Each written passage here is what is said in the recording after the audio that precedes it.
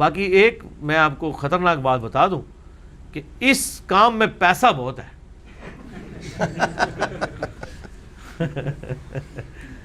یعنی ہم کسی سے مانگتے نہیں ہیں، اس کے باوجود لوگ کروڑوں روپیہ دینے کے لیے منتیں مار رہے ہوتے ہیں، لاکھوں نہیں کروڑوں. لیکن اللہ کے فضل سے طبیعت میں غنا ہے، ہمیں پرواہ نہیں کسی کی ہوتی، 1 روپے کے روادار نہیں کسی کے، نہ لیتے ہیں. اچھا تو میں اکثر سوچتا ہوں جو مانگتے ہوں گے تو سر پھر وہ صحیح گاڑیوں میں پھرتے ہیں نا، صحیح آپ کو ان کی کوٹھیاں اور باڈی گارڈ نظر آ رہے ہوتے ہیں نا. وہ تو مانگ کے لے لیتے ہیں. جب بن مانگے اتنا کچھ ملتا ہے تو مانگنے والوں کو تو پھر بہت زیادہ ملتا ہوگا. تو یہ یعنی ایک سمجھ لیں ایک پولیس رات ہے جس کے اوپر آپ چل رہے ہیں. تو جو سمجھدار آدمی ہے جس کو اللہ سے ریوارڈ لینا ہے اس کو تو کوئی پرواہ نہیں ہوتی، ورنہ بڑے بڑے لوگوں کے وضو آ کے یہاں پہ ٹوٹ جاتے ہیں. سیدھی سی بات ہے، وہ دین کے نام کے اوپر یا کوئی جی اس وقت امت کو ضرورت ہے، امت وہ خود ہی ہوتے ہیں. ٹھیک ہے نا، اس فتنے سے. اس لیے میں اپنے بھائیوں کہتا ہوں کہ آپ عورت کے فتنے سے بچ جائیں، نمبر 1. نمبر 2 مال کے فتنے سے بچ جائیں. اور نمبر 3 فیم، مشہوری اور اپنی پرستش کروانے کے فتنے سے بچ جائیں. دنیا کے سارے شیاطین مل کے آپ کو نقصان نہیں پہنچا سکتے انشاءاللہ. اللہ سے تو مدد مانگنی ہے، لیکن ان 3 چیزوں کے ساتھ تو انشاءاللہ. اور قرآن بھی کہہ رہا ہے نا زُيِّنَ لِلنَّاسِ حُبُّ الشَّهَوَاتِ مِنَ النِّسَاءِ، پہلے نمبر پہ عورتیں، اس کے بعد سارے دنیا کے مال. یعنی عورت سے داخل ہوتا ہے دین میں، درار ڈالتا ہے شیطان. عورتوں والا معاملہ یہاں پہ کوئی نہیں ہے، کوئی انٹریکشن نہیں کسی کا، کوئی گروپ نہیں ہے، کوئی دین کے نام کے اوپر چور بازاری نہیں ہے. نہ عورتوں کے فون انٹرٹین ہوتے ہیں. ہاں ویسے کوئی ڈاک کے لیے کوئی بھجوا دے وہ علیحدہ بات ہے، ادروائز کوئی سوال جواب، کوئی سلسلہ، کوئی چھپی دوستی، کوئی زائد دوستی کوئی ہے ہی نہیں، ناٹ ایٹ آل. مال والا تو یہاں کوئی سوچ نہیں سکتا، آ کے دیکھ لیں، کئی لوگ تجربہ کر کے دے چکے ہیں، کوئی ایسا مسئلہ نہیں ہے. باقی رہ گیا فیم والا، وہ تو آپ کو پتہ ہے. ہمیں تو باہر سے بھی لوگ بلاتے ہیں، ہم کہتے ہیں السلام علیکم، اوتھے ہی وڈی سکرین لے لو، جڑا خرچہ میرے تے کرنا ہے نا اتنے پیسوں کی آپ بڑی سکرین لے لیں، ہم HD ریکارڈنگ کر رہے ہیں تو انجینئر صاحب وہیں موجود ہیں، مجھے ہاتھ تو نہیں لگانا نا آپ نے. اصل تو آپ نے تعلیمات سے فائدہ اٹھانا ہے نا، تو آپ بیٹھ کے سکون، مجھے بھی یہاں سکون کرنے دیں، آپ بھی خود ادھر سکون ہی کریں. یہ ان لوگوں کو ضرورت ہوتی ہے جو دوسرے شہر میں جانے کی. پرانے زمانے میں تو چلو جسٹیفائی تھا، لوگ کہتے تھے ہم دیکھ لیں، یہاں تو آپ ویڈیو میں دیکھ لیتے ہیں، تو لوگ کہتے تھے فلاں گاؤں میں فلاں مولوی آیا ہوا ہے، جا کے اسے دیکھ لیں، سن لیں. تو سر یہاں ہماری اکیڈمی میں ہر اتوار کو بلا ناغا، عید ہے، رمضان ہے، کچھ بھی، ہم یہاں پروگرام ضرور اتوار والے دن ہوتا ہے، ناغا نہیں ہوتا اللہ کے فضل سے. زہر کی نماز 1:30 بجے آ کے یہاں پڑھیں ہمارے ساتھ، تو زہر سے اثر آپ ملاقات بھی ہو جائے گی. اور جو آؤٹ اسٹیشن کے لوگ ہیں وہ 11 بجے تک یہاں پہنچ جایا کریں، ہم نے ان کو کھانا بھی دینا ہوتا ہے اور ملاقات والا سلسلہ درس سے پہلے ہو جاتا ہے. تو دعوت عام ہے، یہاں پہ آئیں. باقی دوسرے شہروں میں جانے کی، دوسرے ملکوں میں جانے کی ضرورت نہیں ہے. یہ لوگ کیوں جا رہے ہوتے ہیں؟ وہ سر صرف اس لیے جا رہے ہوتے ہیں کہ وہ اپنے تعلقات بناتے ہیں، ان تعلقات کی بنیاد پہ وہاں سے چندے لینے ہوتے ہیں انہوں نے.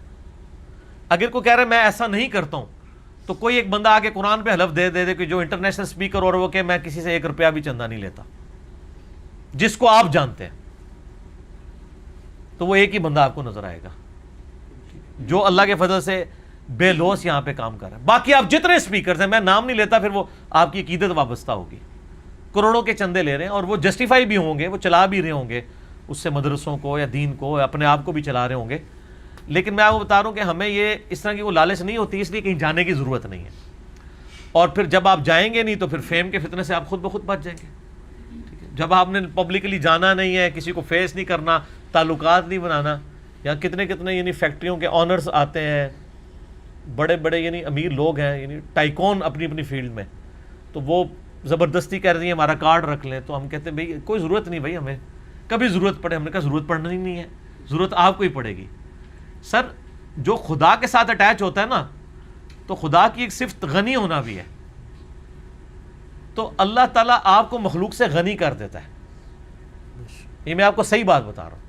آپ اپنے اندر غنا پیدا کریں، آپ بے پرواہ ہو جائیں تو کوئی چیز. اور یہ سے ساری باتیں آپ کی تسلی کے لیے. ادروائز میں بہت سمجھدار اور چلاک بندہ ہوں. میں دنیا کے پیسے کے عوض اپنی آخرت کا نقصان نہیں کرنا چاہتا. میں نے بڑی چیز کے اوپر نظر رکھی ہوئی ہے الحمدللہ. اسی لیے تو کر رہے ہیں نا، کہیں ایسا نہ ہو کہ دنیا کا مال لے کے آخرت سے محروم ہو جائے.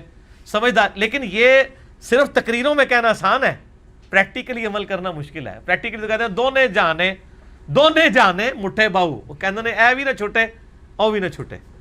تو یہ مشکل کام ہے. اللہ سے توفیق مانگنی چاہیے، خاص اللہ کی توفیق ہو، اللہ کی مدد ہو، اور آپ کو بالکل اپنا مقصد کرسٹل کلیئر ہونا، تو پھر یہ چیزیں ہوتی ہیں. ادروائز آپ کے لیے مشکل ہو جاتا ہے.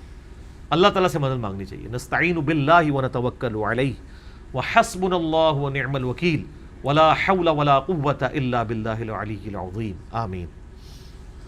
اچھا جی، اگلا سوال یہ ہے، جزاک اللہ، یہ آپ نے جواب دیا. اگلا سوال ہے کہ برتھ مارک جو ہے اس کو ختم کرنا جائز ہے یا نہیں؟ ایک بچے کے ماتھے کے اوپر تل کا نشان ہے اور وہ چونکہ بالکل سینٹر میں ہے، جس کی وجہ سے ہندوؤں سے مشابہت جو ہے وہ محسوس ہوتی ہے.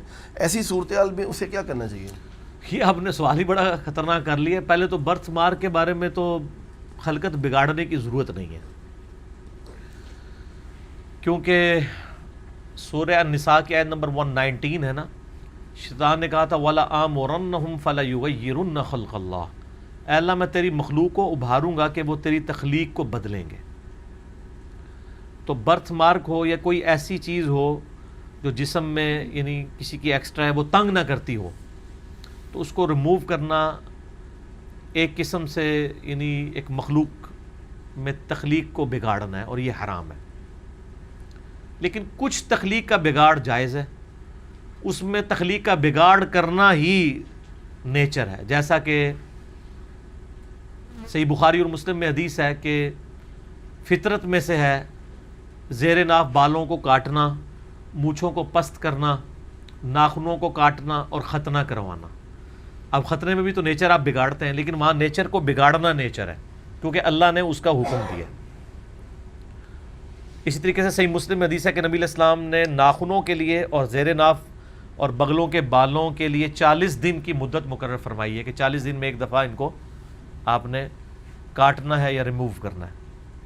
تو یہ نیچر کو بگاڑنا نہیں ہے، یہ نیچر میں داخل ہے، کیونکہ یہ اللہ نے حکم کے ذریعے کیا ہے. اللہ نے وہ جو بال نہیں کاٹنے تھے ان کے لیے حکم فرما دیا. داڑھی کے بال ہیں، داڑھیاں بڑھاؤ، مجھے پست کرو، تو ان کو آپ ریموو نہیں کر سکتے. تو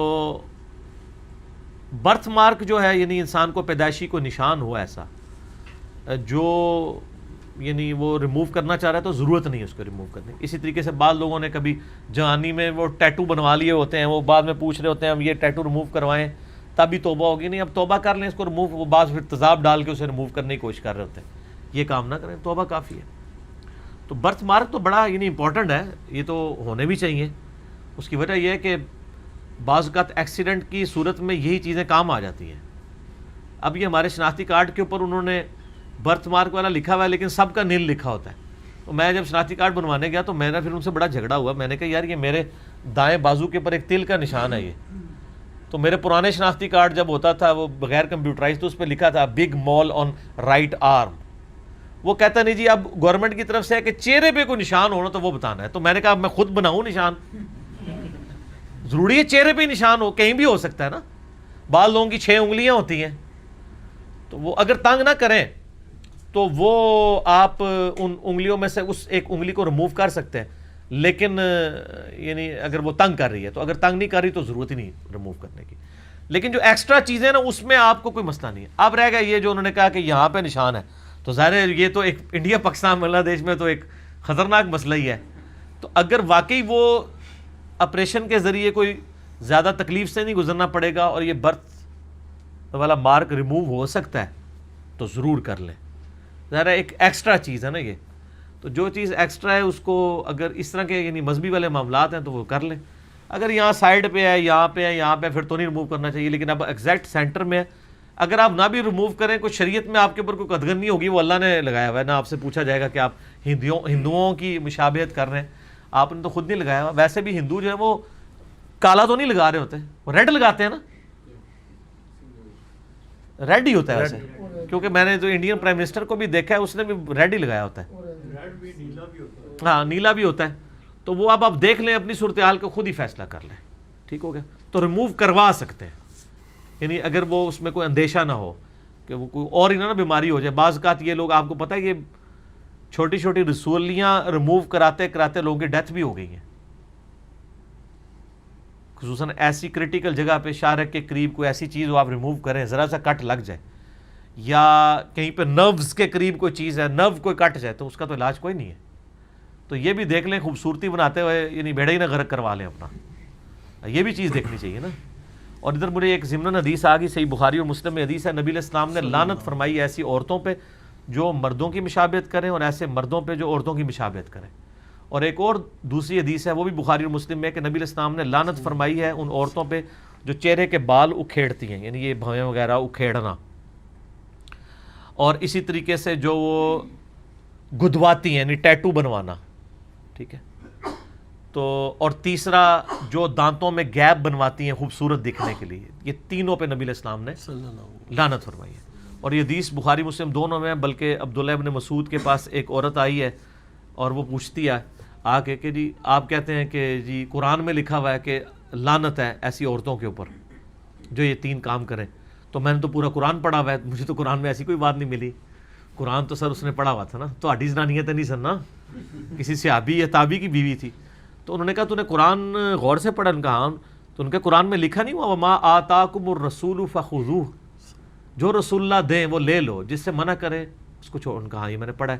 تو آپ فرمایا کہ میں نے نبی علیہ السلام سے خود سنا ہے کہ اللہ اور اس کے رسول لعنت فرماتے ہیں اس کے اوپر جو چہرے کے بال اکھاڑے، یا دانتوں میں گیپ بنائے، یا ٹیٹو بنوائے، یعنی جسم کو کھدوا کے اس میں نشان بنوائے. یہ یعنی افریقن ملکوں میں زیادہ تر یہ کام کیا جاتا ہے. تو چونکہ نبی علیہ السلام نے لعنت فرمائی ہے تو لہذا قرآن میں ہی آیا ہے نا. ادھر تو ہوگی لاجواب. پھر اس نے ساتھ ہی کہا کہ جی آپ کی بیوی بھی یہی کرتی ہے. ہائے ہائے ہائے ہائے. تو عبداللہ ابن مسعود نے کہا جاؤ دیکھ لو میری بیوی ایسا کرتی ہے. تو اس کو گھر میں اندر داخل کیا، یعنی خود باہر ہی رہے، اور کہا جا کے دیکھ کے آؤ. جب وہ باہر آئی نا تو کہنے لگی کہ نہیں غلط فہمی ہوئی ہے، آپ کی بیوی تو یہ کام نہیں کرتی. تو آپ فرمایا کہ اگر وہ یہ کام کرتی ہوتی تو پھر میری بیوی نہ ہوتی. سر یہ صحابہ کرام کے لیے اللہ از دا ٹاپ پرائرٹی تھی. یہاں پہ لوگ خامد کہتے ہیں جی بس بیوی پہ زور ہی نہیں چلتا، کیا کریں، بڑی کوشش کی ہے پردہ کروانے کی. تو سر عبداللہ ابن مسعود نے کہا ہے نا پھر ایسی بیوی آپ کی بیوی نہیں ہونی چاہیے. ٹھیک ہے. تو لیکن اس میں غلو والا معاملہ بھی نہیں ہونا چاہیے. بعض لوگ یعنی وہ پہلی رات سے ہی تہجد پڑھوانے کی کوشش کر دیتے ہیں، ایسا بھی مسئلہ نہیں ہونا چاہیے. آپ فرائض کے اوپر پابندی والی بات کریں، آہستہ آہستہ یعنی چینج آتی ہے، ایک دم نہیں آتی چینج. اور سختی والا معاملہ نہیں ہونا چاہیے، یعنی پیار محبت کے ساتھ معاملات کو لے کے چلنا چاہیے. ٹھیک ہے. اگلا سوال یہ ہے جی کہ عشرہ مبشرہ بالجنہ کون سے 10 اصحاب رسول صلی اللہ علیہ وسلم ہیں جن کو نبی کریم صلی اللہ علیہ وسلم نے ایک ہی مجلس میں جنتی ہونے کی بشارت دی تھی؟ کیوں؟ اور آپ ان کے نام بھی بتا دیں کیونکہ ان میں کچھ اور لوگوں کے نام بھی آ رہے ہیں مارکیٹ کے اندر. اچھا، پہلے تو بات یہ ہے کہ مارکیٹ کی تو ہماری کوئی ذمہ داری نہیں ہے. عشرۃ مبشرۃ، عشرۃ مبشرۃ بالجنہ، یعنی اس کی ٹرو پروننسیشن عربی میں بنے گی ایسے 10 لوگ جن کو جنت کی بشارت دی گئی ہے. یہ تو 10 اس لیے مشہور ہیں کہ یہ ایک مجلس میں جنتی ڈکلیئر ہوئے ہیں. اور صرف یہ 10 صحابہ جنتی نہیں ہیں. اصحاب بدر کے بارے میں بخاری مسلم میں موجود ہے کہ اگلی پچھلی خطائیں اللہ نے معاف کر دی ہیں، تو 313 تو وہ بھی ہیں، لیکن وہ بائی نیم نہیں ہے، جرنل ہیں. اسی طریقے سنن ابی داؤد میں حدیث موجود ہے کہ جنہوں نے بیت رضوان میں نبی علیہ السلام کے ساتھ بیعت والا معاملہ کیا ہے اس درخت کے نیچے، اصحاب شجرہ، ان کو دوزخ کی آگ نہیں چھوئے گی. تو وہ تو 1500 کے قریب ہیں، بخاری مسلم میں آتا ہے، جابر بن عبداللہ کہتے ہیں وہ بھی جنتی ہیں. لیکن ایک اسپیسیفکلی جو بائی نیم والا ہے نا، جو ایک مجلس میں 10 صحابہ کو بشارت دی گئی ہے، وہ زیادہ تر وہی مشہور ہوئے ہیں. اور ظاہر ہے وہ 10 صحابہ ٹاپ آف دا لسٹ ہیں نبی علیہ السلام کے اصحاب میں سے، یعنی ان کے مرتبے کا اور کوئی نہیں ہے یہ جو 10 اصحاب ہیں. حتیٰ کہ آپ کو پتا ہے صحیح بخاری میں حدیث ہے جب سیدنا عمر نے 10 رکنی کمیٹی بنائی تھی، 6 رکنی کمیٹی اپنے بعد خلیفہ نامزد کرنے کے لیے، تو اس میں بھی انہوں نے عشرہ مبشرہ کے ہی نام ڈالے تھے 6 بندوں کے، اور ایک 7ویں بندے کا نام نہیں ڈالا تھا حالانکہ وہ زندہ تھے، وہ اس لیے کہ وہ ان کے بہنوئی تھے، سعید ابن زید. باقی 6 کے 6 بندے جو ہیں سیدنا عثمان، علی، طلحہ، زبیر، عبد الرحمن بن عوف اور سعد ابن ابی وقاص، یہ 6 رکنی کمیٹی جو فرمایا ان میں سے ایک خلیفہ چن لینا. اس میں آگے الفاظ ہیں کہ یہ وہ 6 لوگ ہیں جن سے نبی صلی اللہ علیہ وآلہ وسلم اپنی وفات تک راضی رہے, اور وہ کرائٹیریا وہی ہے, عشرۃ مبشرۃ بالجنہ, 10 لوگ جن کو دنیا ہی میں جنت کی بشارت سنا دی گئی.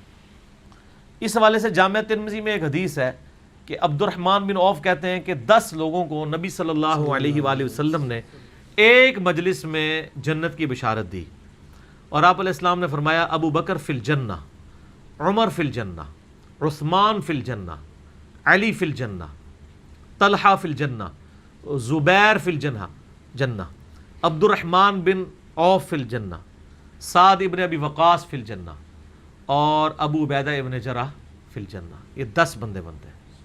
ٹھیک ہے, تو یہ یعنی حضرت ابوبکر اور عمر عثمان و علی وہ تو 4 خلفائے راشدین ہو گئے. اس کے بعد سیدنا طلحہ, زبیر, سعد ابن ابی وقاص, عبد الرحمن بن عوف اور ابو عبیدہ ابن جراح.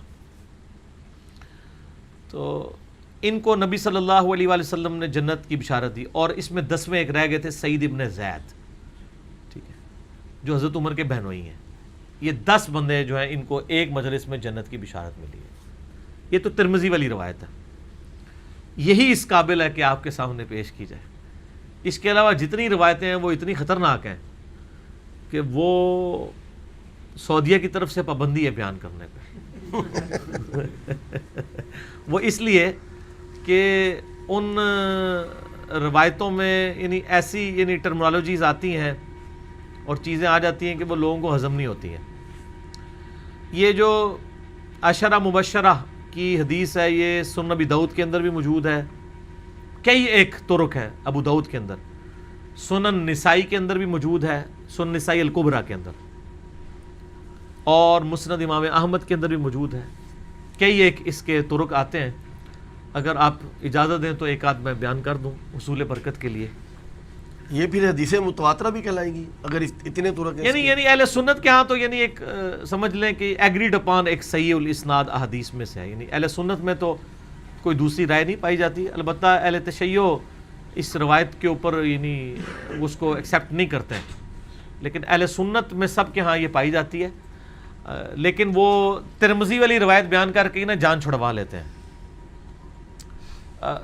اور وہ بڑی سادہ سی ہے نا, وہ اس کے ساتھ باقی چیزیں نہیں جڑی ہوئی ہیں, اسی لیے وہ بیان کرتے ہیں. اور جو جس روایت کے ساتھ چیزیں جڑی ہوئی ہیں نا وہ ابو داؤد میں کئی ایک روایتیں ہیں, سنن نسائی الکبریٰ میں موجود ہیں, مسند احمد میں موجود ہیں. وہ صرف ہم نے ہی اپنے ریسرچ پیپر یہ کربلا والے میں بیان کیے نا, واقعہ کربلا کا حقیقی پس منظر 72 صحیح الاسناد احادیث کی روشنی میں.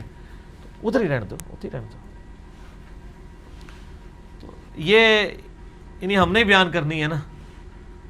وہ ابو داؤد میں ایک حدیث موجود ہے, مسند احمد کے اندر بھی حدیث موجود ہے, اور اب اس میں کیا کچھ ہم بیان کریں, دردناک چیزیں ہیں.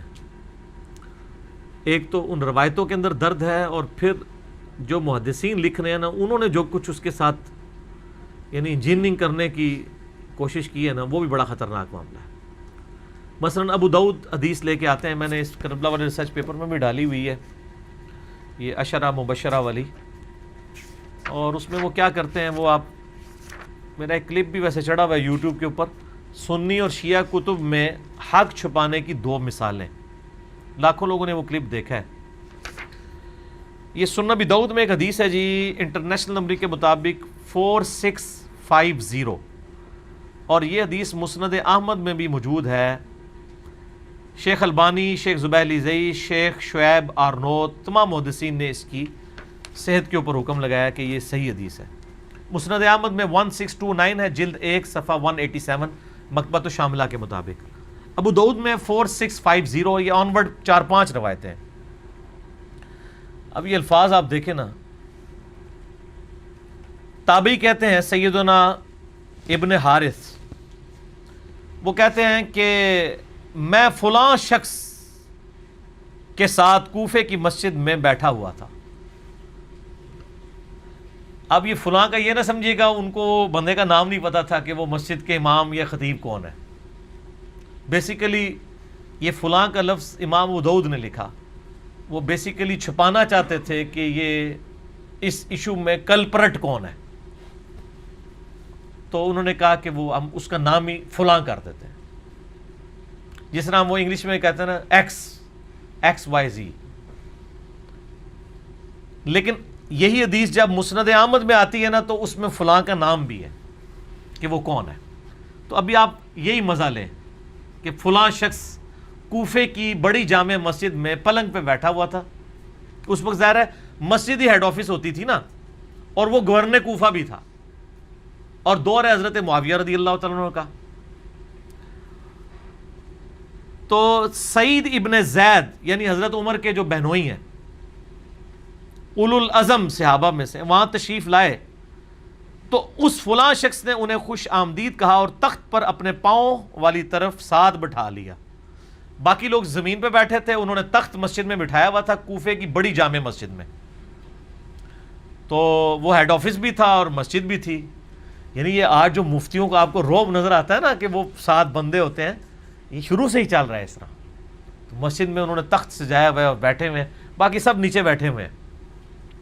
یہ حامی حوصلہ کریں کہ آپ کو بھی کرسیوں پہ بٹھایا ہوا ہے، جو نیچے بیٹھے مجبوراً بیٹھے ہیں. اگر کرسیوں تو باقی بھی بیٹھ جائیں اوپر. آپ بنو امیہ سے نہیں ہے نا. اچھا تو وہ کہتے ہیں کہ اتنے میں کوفی شخص آیا جس کا نام قیس بن علقمہ تھا. تو اس فلاں شخص نے بھی اس کا بڑا استقبال کیا، اور اس کے بعد اس قیس بن علقمہ نے مسلسل گالی گلوچ شروع کر دی. اس پر سعید ابن زید نے اس فلاں شخص سے پوچھا، یعنی وہ کوفے کا جو متولی تھا گورنر، اس سے پوچھا کہ یار یہ کس کو گالیاں نکال رہا ہے، نعوذ باللہ، مسجد میں وہ بھی. تو اس فلاں شخص نے کہا کہ یہ سیدنا علی ابن ابی طالب کو گالیاں دے رہا ہے. یہ سیدنا تو میں نے کہا ہے، اس نے کہا یہ ابن ابی طالب کو گالیاں دے رہا ہے، نعوذ باللہ، مسجد میں. تو سیدنا سعید ابن زید نے کہا افسوس، میں دیکھ رہا ہوں کہ تمہارے سامنے اصحاب رسول کو گالیاں دی جاتی ہیں اور تم اس جرم کو نہ تو برا سمجھ رہے ہو نہ ہی منع کر رہے ہو. اللہ اکبر. جبکہ میں نے خود نبی صلی اللہ علیہ وآلہ وسلم کو یہ فرماتے ہوئے سنا ہے، اور میں کوئی من گھڑت بات آپ کی طرف منسوب نہیں کروں گا کہ قیامت میں نبی علیہ السلام سے ملاقات ہو تو مجھے شرمندگی اٹھانی پڑے کہ میں نے آپ کی طرف کوئی غلط بات منسوب کر دی.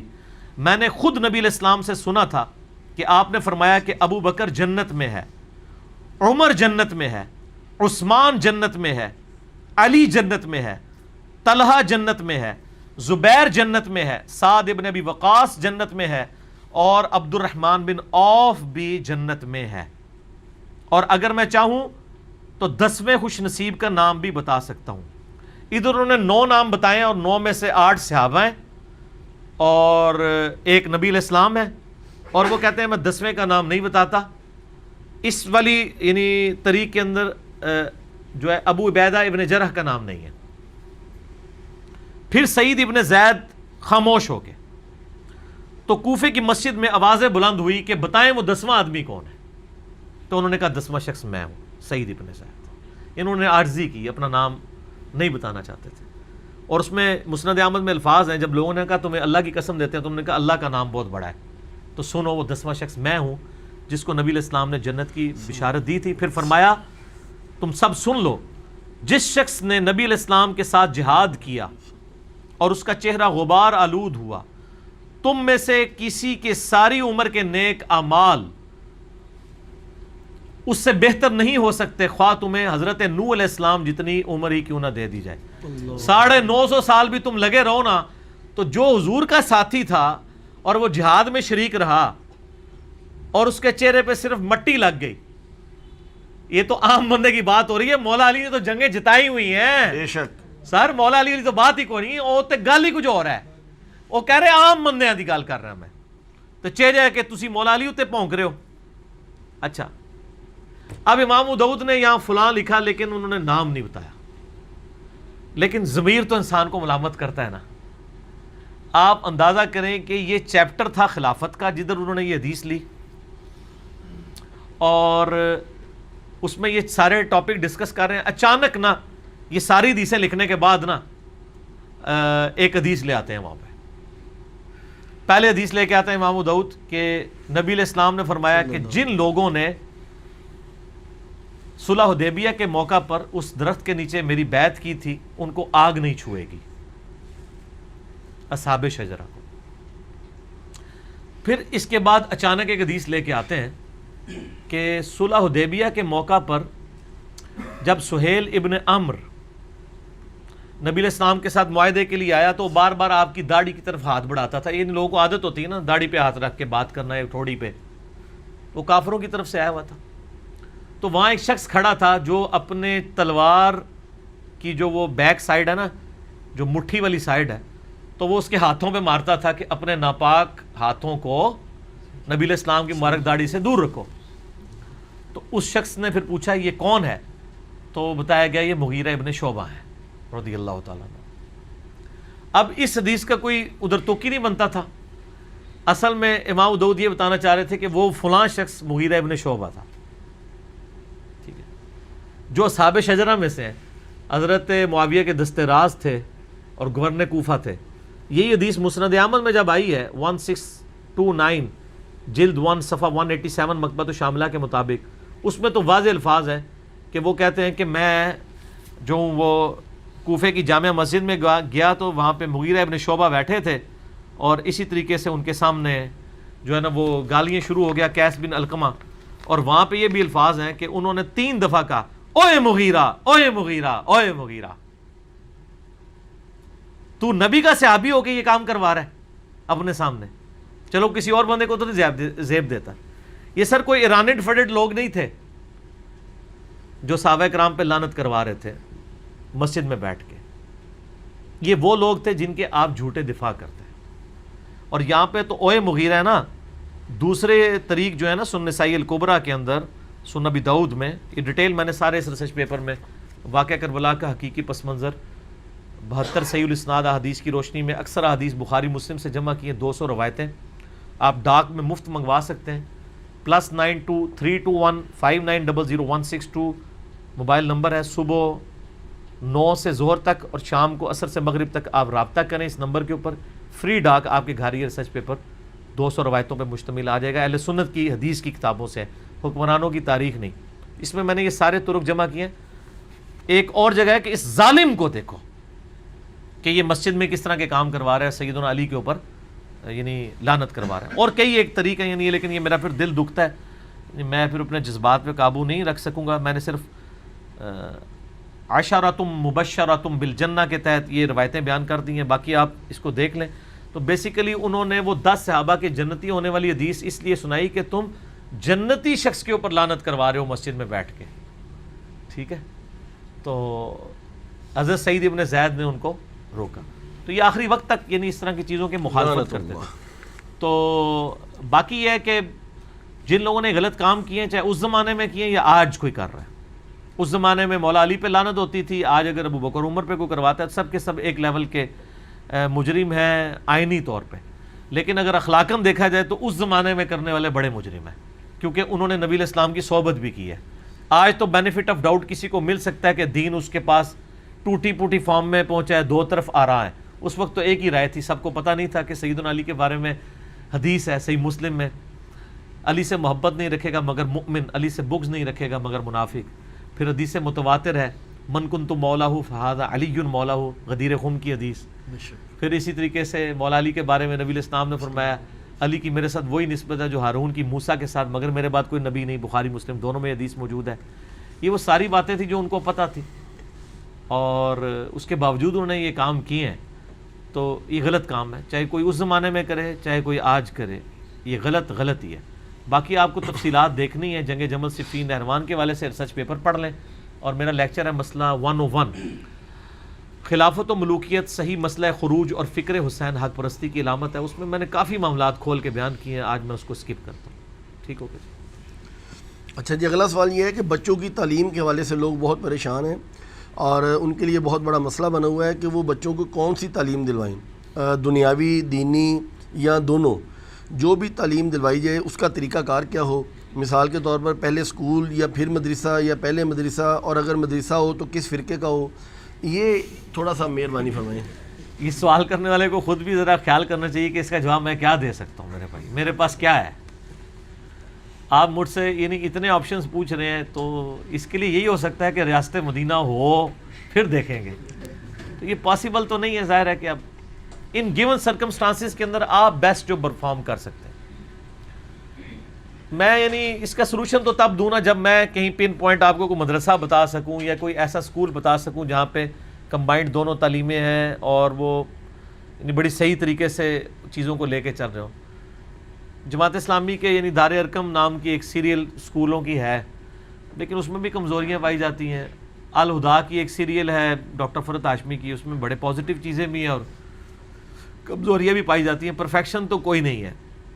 باقی ہم تو یعنی میں تو غامدی صاحب کے ساتھ ایگری کرتا ہوں کہ براڈ بیس ایجوکیشن ہونی چاہیے. پہلے 12 سال کی جو ایجوکیشن ہے نا, یعنی 5 سال سے لے کے 17 سال کی عمر تک جو تعلیم 12 سال تک دی جائے وہ کمبائنڈ تعلیم ہونی چاہیے. اس میں کوئی فیلڈ نہیں ہونی چاہیے. آپ پتہ ہے جرمنی میں پہلے 5 سال وہ صرف زبانیں سکھاتے ہیں بچوں کو, کوئی تعلیم نہیں. وہی کہتے ہیں یہی تعلیم ہے. تو یہاں پہ جو غامدی صاحب نے یعنی ایک موقف رکھا ہے کہ قرآن پاک کور کروایا جائے اور سائنٹیفک علوم سے ریلیٹڈ ایک بیس بنائی جائے. اس کے بعد 12 صاحب جب وہ اسکول کی وہ ٹیچنگ کر چکے یعنی وہ پڑھ چکے, اس کے بعد وہ ڈیسائیڈ کریں اس کے ٹیچرز کہ اس کا شغف کس طرف ہے, اس طرف اس کو اٹیچ کیا جائے. اب رہا یہ آج کل جو مسئلہ ہے تو یعنی مجھے تو یہی لگتا ہے کہ جس طرح ہمیں اللہ تعالیٰ نے ہدایت کی طرف مائل کیا ہے تو اس میں کسی مدرسے کی تو کوئی کنٹریبیوشن نہیں ہے. لیکن ہم ابھی اس پوزیشن میں ہیں کہ ہم اپنی اولاد کو گائیڈ کر سکتے ہیں. ٹھیک ہے, تو آپ مدرسوں کے رحم و کرم پہ نہ چھوڑیں, نہ اسکولوں کے رحم و کرم پہ چھوڑیں. دنیاوی تعلیم دلوائیں جس کو آپ دنیاوی آپ کی نظر میں, ہمارے نظر تو وہ بھی دینی ہے, علمی ہے, چاہے ایکوائرڈ نالج ہو چاہے ریویلڈ نالج ہو. اور دینی تعلیم کے طور پہ یعنی قرآن پاک کم از کم ترجمے سے پڑھوائیں. مدرسوں میں داخلے کے تو میں یعنی حق میں نہیں ہوں. ظاہر ہے کہ مدرسے تو فرقوں کے ہیں اور فرقے ہی آپ کو وہ کٹر قسم کا ایک بندہ بنا کے نکال دیں گے سانچے سے, اس سانچے میں کوئی چیز داخل نہیں ہو سکے گی. تو یہ رسک تو آپ نہ لیں. میں یہ نہیں کہہ رہا کہ مدرسوں میں آپ چندہ نہ دیں, چندہ دیں, ان کو چندہ ہی دیں, بچے نہ دیں اپنے. صحیح بات ہے, حقیقت بات ہے, خطرہ ہے. کیونکہ ہم خود بھی ان سے سیٹسفائی نہیں ہے تو آپ کو کیسے مشورہ دے دیں, یا آپ کو مدرسہ ہائی لائٹ کر دیں کہ اس مدرسے میں صرف کتاب و سنت کی تعلیم دی جاتی ہے, فرقے کی نہیں دی جاتی.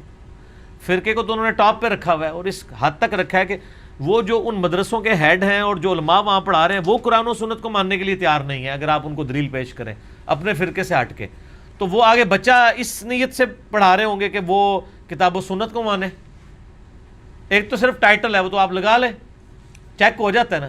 اہل حدیث کا تو سب سے زیادہ دعویٰ تھا ہم کتاب و سنت کو مانتے ہیں. تو آپ یہ کربلا والی حدیثیں بخاری مسلم سے ان کو دکھا لیں تو آپ کو پتہ چل جائے گا, ماتھے پہ بال آنا شروع ہو جائے گا.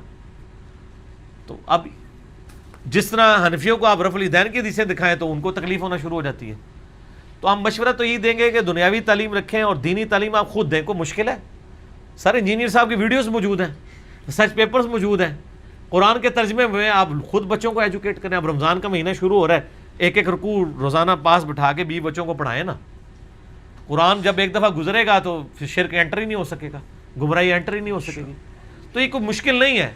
دینی تعلیم آپ نے جو دلوانی بھی ہے نا سر, مدرسوں میں دینی تعلیم تو ہے ہی کوئی نہیں ہے. وہاں تو آپ کو عربی پڑھاتے ہیں, فارسی پڑھاتے ہیں, فقہ پڑھاتے ہیں, قرآن حدیث تو پڑھاتے ہی کوئی نہیں ہے. آپ کس کھاتے میں ہے کہ وہ قرآن حدیث پڑھا کے آپ کو نکال رہے ہوتے ہیں, دورہ حدیث کرا رہے ہوتے ہیں, وہ بھی آخری سال میں جا کے. تو باقی ٹرانسفر علم ہو چکا ہے الحمدللہ اپنی زبان کے اندر. آپ کی جس کے اوپر آپ کا دل ٹھکتا ہے آپ اس کو پڑھیں. ہمارے نزدیک تو آپ کسی کو بھی پڑھنے ایک جیسے ہی ہے, ترجمے میں تو کوئی فرق نہیں کر سکتا.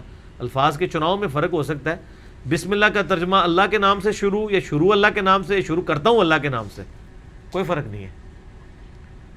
تھیم تو وہی ہے, شیطان کے نام سے تو کسی نے شروع نہیں کی. تو ہم یہی کہیں گے کہ آپ اسکولوں میں تعلیم دیں. انٹلیکچوئل لیول دنیاوی تعلیم ہی آپ کا ریز کرتی ہے. اسی وجہ سے آپ لوگ یہاں بیٹھے ہیں اتنے. یہ کوئی مدرسوں کی آؤٹ پٹ نہیں ہے, یا میں کسی مدرسے کی آؤٹ پٹ یہاں بیٹھ کے لوگوں کو دین کی بات نہیں بتا رہا ہوں. مدرسوں کی آؤٹ پٹ ہوتی تو ہزاروں انجینئر مدلی مرزا پڑھ کے نکلے ہوئے ہوتے. ایسے پاسبل نہیں ہے. مدرسوں کی آؤٹ پٹ ہوتی تو ہزاروں مولانا مودودی ہوتے, ہزاروں ڈاکٹر اسرار ہوتے, ہزاروں ڈاکٹر ذاکر نائک ہوتے, ہزاروں احمد دیداد ہوتے. تو کوئی بھی مدرسے کی آؤٹ پٹ تو نہیں ہے. سب لوگ ایفرٹ کرتے ہیں, اللہ تعالیٰ ہدایت دیتا ہے. اب تو ہمارے پاس ریسورسز بہت زیادہ ہیں. تو میں کہوں گا کہ آپ اسکول چوز کریں جو اچھا سمجھتے ہیں ہم. اسلامیات تو ہر جگہ پڑھائی جا رہی ہے. ہم نے بچپن میں جتنی دینیات یا اسلامیات پڑھی تھی نا اس سے زیادہ آج کل اسکولوں میں پڑھائی جا رہی ہے. باقی پریکٹیکلی تو آپ نے خود ہی بعد میں علم حاصل کرنا ہے نا. ہم نے اسلامیات پڑھ کے یا ایم اے اسلامیات پڑھ کے لوگ فارغ ہوئے ہوتے ہیں, انہیں جنگ جمل صفین نہروان کی اصلیت نہیں پتہ ہوتی. ویسے وہ صرف پڑھ لیتے ہیں کہ یہ 3 جنگیں ہوئی تھیں, پیچھے تو ایک پوری سر ایک ڈاکٹرائن ہے. اس کے لیے تو آپ کو خلافت و ملوکیت مودودی صاحب کی پڑھنی پڑے گی نا, یا ہمارا ریسرچ پیپر پڑھنا پڑے گا نا. تو باقی موٹا موٹا نالج ہی حاصل ہوتا ہے. ایم اسلامیات والے بھی کیا کر لیتے ہیں, قرآن کا ترجمے میں کہاں تک وہ چل رہے ہوتے ہیں, بیچارے خود ہی مسئلے ہم سے ہی پوچھ رہے ہوتے ہیں آ کے. ایم اسلامیات کیا بڑے بڑے مفتی بھی رابطہ کر رہے ہوتے ہیں کہ یہ بتائیں کہاں لکھا ہوا ہے, تو ہم ان کو بتا دیتے ہیں پیار محبت کے ساتھ, بےزتی بھی نہیں کرتے. ہم بتاتے بھی ہیں, پھر اینڈ پہ کہتے ہیں سر دوبارہ ضرورت پڑے تو ضرور پوچھ لیجیے گا, ہم کسی کو بتائیں گے بھی نہیں. ٹھیک ہے, اس لیے ہم آپ کو بتا بھی نہیں رہے کہ کون لوگ پوچھتے ہیں کیمرے میں. تو وہ اگر یہ اسی طریقے سے معاملات ہو رہے ہوتے ہیں, اب تو سافٹ ویئرز بن گئے ہیں ساری چیزیں. آپ تعلیم کی بجائے پہلے تربیت کے اوپر توجہ دیں. ہمارے اسکولوں میں تعلیم ہے, تربیت نہیں ہے, اور تربیت کے لیے آپ کا خود کردار ٹھیک ہونا چاہیے. بچے تو بندروں کی مانند ہوتے ہیں, وہ ایکٹیویٹیز کو کاپی کرتے ہیں, تعلیمات کو نہیں. اگر میں کہتا ہوں بیٹا گالی نہ دو اور میں خود گالیاں دیتا ہوں, تو وہ میرے گالی دینے کو کاپی کریں گے, میرے اس کہنے کو کاپی نہیں کریں گے گالی نہ دو. تو اس کے لیے سب سے پہلے اگر آپ کو بچوں کی تربیت کی فکر لگی ہے نا, سب سے پہلے آپ خود اپنا کردار ویسا پیش کریں کہ جو کردار آپ بچوں میں دیکھنا چاہتے ہیں. ورنہ سر نہ بول جاؤ, کچھ بھی نہیں ہونا. یہ ذہن میں رکھیے گا, یہ ماحول ہے اصل چیز. ماحول ایسی چیز ہے کہ برے سے برے انسان کو اچھا بنا دیتی ہے, اور ماحول ایسی چیز ہے کہ اچھے سے اچھے خاندانی آدمی کو برا بنا دیتی ہے. آپ دیکھ لیں کتنے خاندانی لوگ ہوتے ہیں اور برے ماحول میں جا کے وہ کن کن برائیوں میں پڑ جاتے ہیں, اور کتنے برے خاندانوں سے اٹھے ہوئے لوگ ہوتے ہیں, اچھے ماحول میں بیٹھتے ہیں, کسی تبلیغی جماعت کے ساتھ اٹیچ ہوئے ہیں تو اللہ تعالیٰ نے ان کو توفیق دے دی ہے, نمازوں پہ آ گئے. باپ نے کبھی مسجد کا رخ نہیں دیکھا, بچوں نے داڑیاں رکھی ہوئی ہیں, ماحول کی برکت ہے نا. تو ماحول آپ خود دیں. جس کو اتنی فکر لگی ہے نا کہ میرے بچے کی تعلیم کی مجھے فکر ہے, تو وہ سب سے پہلے خود اپنی آخرت کی فکر پہلے کرے. کیونکہ قیامت دن تو قرآن میں آتا ہے کہ باپ کہے گا مجھ سے میری اولاد بھی بچے سب لے جو مجھے چھوڑ دو. تو ان بچوں کی جن کی آپ کو فکر لگی, یہ تو آپ نے اللہ تعالیٰ کو فدیے کے طور پہ دینا ہے اپنی جان چھڑانے کے لیے. تو وہ لمحہ نہ آنے دیں, اپنی آخرت کی فکر خود کریں. سب سے پہلے خود اپنے اوپر اسلام امپلیمنٹ کریں. آپ چلتی پھرتی تصویر ہوں گے خود بخود, اور آپ کے کریکٹر سے بچے خود بخود لرن کریں گے. ایک وقت آئے گا کہ وہ تربیت ان کے اوپر اثر دکھائے گی. اس لیے آپ دیکھیں کہ جن لوگوں کے گھروں کے ماحول اس طرح کے ہوتے ہیں نا, اور وہ پھر اثرات یونیورسٹیز کالجز تک جاتے ہیں. جب کبھی برا ماحول انیشلی اٹیک کرنے کی کوشش کرتا ہے نا, تو ان کی وہ جو تربیت ہے نا وہ آڑے آ جاتی ہے. ہم لوگ بھی یونیورسٹی سے پڑھے ہیں تو گھر کی تربیت آڑے آئی ہے نا, تو تبھی ہم غلط ماحول کی طرف نہیں گئے. تو فرق پڑتا ہے. دنیاوی تعلیم دلائیں, دینی تعلیم کی ذمہ داری خود لیں. کیونکہ مدرسوں سے آپ جو دینی تعلیم دلوانا چاہتے ہیں, پہلی بات دینی تعلیم مدرسوں میں ہے ہی کوئی نہیں. آپ کو کس نے کہہ دیا ہے کہ دینی تعلیم ہے مدرسوں میں؟ وہاں فرقوں کی تعلیم ہے. زیادہ تر تو یہاں مدرسے دیوبند بریلوی کے, آپ ان سے ذرا پوچھ لیں کہ انہوں نے حدیث کی کون سی کتابیں پڑھی ہیں. کئی کتابوں کے تو ان کو نام ہی نہیں پتہ ہوتے, اینڈ پہ دورہ حدیث جلدی جلدی کر لیتے ہیں. 7 سال میں سے 6 سال فقہ حنفی پڑھتے ہیں, اور وہ ماشاءاللہ کتابیں اگر میں آپ کے سامنے رکھوں تو آپ اپنے کسی بچے کو پڑھانے کے لیے تیار ہی نہیں ہوں گے. اتنی گندی باتیں اس میں لکھی ہوئی ہیں. اسی لیے میں کہتا ہوں کہ مدرسوں کے بچے سیکس کے پوائنٹ آف ویو سے جلدی ایجوکیٹ ہو جاتے ہیں اسکولوں کی نسبت, کیونکہ جاتے ہی وہ اس طرح سیکسی قسم کی کتابیں ان کو پڑھانا شروع کرتے تھے, اور ایسی کتابیں جو عام حالت میں آپ کو ملتی نہیں. آپ کو کسی اسکول کی کتاب میں ملے گا کہ اگر کوئی کتے کے ساتھ کر لے یا گدھے کے ساتھ کر لے, تو فقہ کی بنیادی کتابیں جو پہلے سال میں پڑھائی جاتی ہیں نا, اس میں یہ قدوری شریف جو لکھا ہوا ہے, یہ قدوری بدماش شریف نہیں ہے, اس میں یہ سارے مسئلے لکھے ہوئے ہیں. یہ وہ چیزیں شاید آپ میں سے کئی لوگ ابھی اس حالت میں پہنچ کے آج تک زندگی میں انہوں نے کبھی یہ تصور بھی نہ لایا ہو ان چیزوں کا, تو وہ چیزیں تصور میں پہلے ڈال دی جاتی ہیں. یہ دینی تعلیم ہے. اگر آپ چاہتے ہیں کہ آپ کے بچوں کو یہ دینی تعلیم دی جائے, جو دینی تعلیم آپ کو مطلب 30-40 سال کی عمر میں بھی نہیں آ کے ملی ہوگی, تو ان کو وہ 8-9 سال کی عمر میں دے دی جائے, تو پھر آپ خود یہ رسک لینا چاہتے تو لیں. اور اگر میں جھوٹ بول رہا ہوں تو آ کے مجھے بتا دیں, آپ یہ نہ نکلے ان کتابوں کے اندر تو آپ مجھے پکڑ لیں. اور پھر دین کے نام پہ پڑھایا جا رہا ہے, تو دین میں یہ باتیں کہاں لکھی ہوئی ہیں کہ آپ اس طریقے سے ان معاملات کو لے کے چلیں گے؟ فرضی قصے بتائیں گے, پھر لوگوں کو خود اس طرح ایجوکیٹ کریں گے اس حوالے سے. تو دنیاوی تعلیم جاری رکھیں, دینی تعلیم آپ خود بھی عمل کریں اور سکھائیں بھی. اور یہ کوئی راکٹ سائنس نہیں, کیا سکھانا ہے؟ 24 گھنٹے کی زندگی گزارنے کے لیے جو دین چاہیے, ایک ہفتے میں آپ پورا دین سیکھ سکتے ہیں. سر کیا سیکھنا ہوگا؟ نماز, وضو, غسل, اس سے ریلیٹڈ مسائل. نکاح طلاق کے تو اس وقت ہے جب بچے جوان ہوں گے, اس سے پہلے تو ضرورت ہی نہیں ان کو سیکھنے کی. حج بھی اس وقت جب ضرورت ہوگی, زکوٰۃ بھی اس وقت جب ضرورت ہوگی. یہ چاند ایک طہارت کے مسائل ہیں, فرائض ہیں, یہ آپ سکھا نہیں سکتے. رمضان ہے, نہیں سکھا سکتے. عقیدہ, کیا بنیادی عقیدہ, کوئی ضرورت نہیں, قرآن پاک ترجمے سے پڑھائے, خود بخود عقیدہ کلیئر ہو جائے گا. سر جس بچے نے بچپن میں ایاک نعبد و ایاک نستعین پڑھ لیا ہے, تو پوری دنیا الٹی بھی لٹک جائے, اس سے یالی مدد نہیں منوا سکے گی. بے شک. ہاں, تو آج آپ دیکھ لیں, گورے کو کہنا کہ قرآن سے کہیں یالی مدد یا شیخ عبدالقادر جیلانی مدد ثابت ہوتا ہے, وہ کہے گا نہیں, قرآن سے تو نہیں ہوتا, وہ نہیں منوا سکے گی. تو قرآن, پھر قرآن اتنی مضبوط چیز ہے کہ قرآن کو مانے نہ مانے, اس کے مقابلے پہ کھڑا نہیں ہو سکتا, کیونکہ قرآن کی طاقت ہے, اس کا کون انکار کرے گا. تو خود ایجوکیٹ کریں. اس کے علاوہ میرے نزدیک کوئی سلوشن نہیں, نہ میں کوئی مدرسہ بتا سکتا ہوں, نہ کوئی ایسا اسکول بتا سکتا ہوں. یہ سر آپ کو خود ہی کرنا ہوگا. اور یہ جو ہمیں لوگ مشورے دیتے ہیں نا کہ آپ اسکول کھولیں, سر یہ مہربانی کریں کہ اپنے پاس رکھیں, ہم جو کام کر رہے ہیں ہمیں وہی کرنے دیں. اس کی وجہ یہ ہے کہ ہم تعلیم بالغاں کر رہے ہیں, اور بچوں کی جنہوں نے تربیت کرنی ہے ان لوگوں کو تیار کر رہے ہیں. ہر چیز ہر بندہ ہر وقت نہیں کر سکتا. بعض کہتے ہیں جی آپ کوئی غریبوں کے لیے ویلفیئر کھول دیں. عیدی والے کر رہے ہیں نا, شوکت خانم والے کر رہے ہیں نا, الخدمت والے کر رہے ہیں, آپ ان کا ساتھ دیں. جو آلریڈی پلیٹ فارم بنے آپ ان کو سپورٹ کریں. ٹھیک ہے, نئے نئی تنظیمیں کھڑی کرنا, نئے نئے یعنی امیر کھڑے کرنا, نئی نئی پارٹیاں بنانا, یہ پارٹیوں کے ہم ڈسے ہوئے ہیں, ہمیں نہ اس قسم کے مشورے دیا کریں. ہم نے یہ سب کچھ دیکھنے کے بعد ڈیسائیڈ کیا کہ دعوت کا کام کس طریقے سے لے کے چلنا ہے, پوری حکمت عملی کے ساتھ.